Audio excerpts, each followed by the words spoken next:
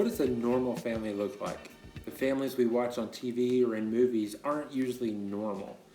Maybe that's because normal doesn't make for great entertainment.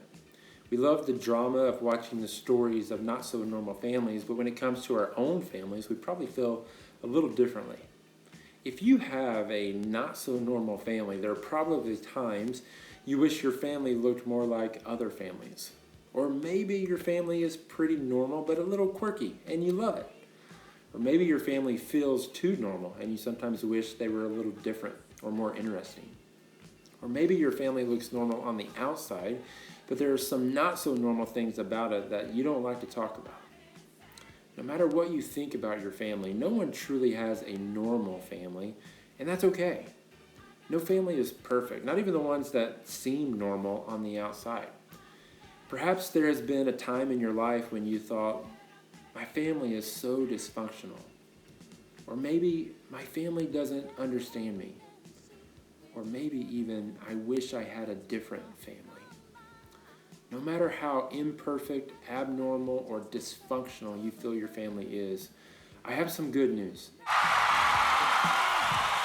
As crazy as it may sound, God can use your family to do great things.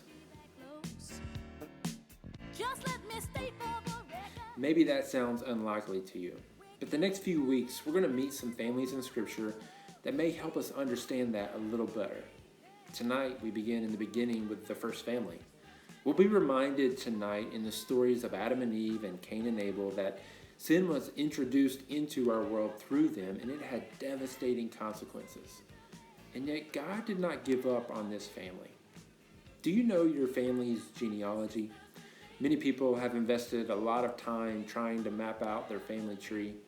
Allison's family actually has a book that goes back 14 generations, all the way back to the time the Ballinger family came to America. It's so fascinating to look through its pages and read the stories. Throughout Scripture, you see a lot of genealogies. Now, these genealogies might seem boring to read, but they're packed with significance. Through them, you can trace the story of Adam and Eve and their family for generations.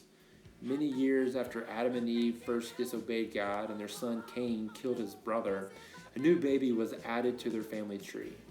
That baby was named Jesus, and he would one day save his people from their sins. The birth of Jesus was a fulfillment of the promise God made to Adam and Eve all the way back in Genesis 3, verse 15.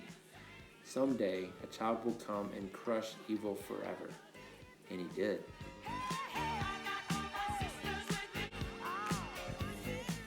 In Romans chapter 5, Paul reminds us of this story. The first family made some big mistakes, and we've been making big mistakes ever since. But where sin increased, grace increased all the more.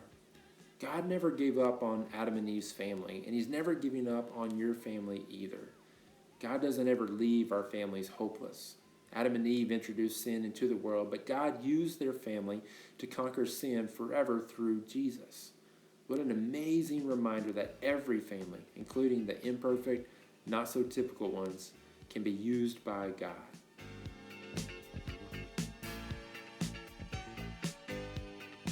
So what about your family? What sometimes feels imperfect about your family?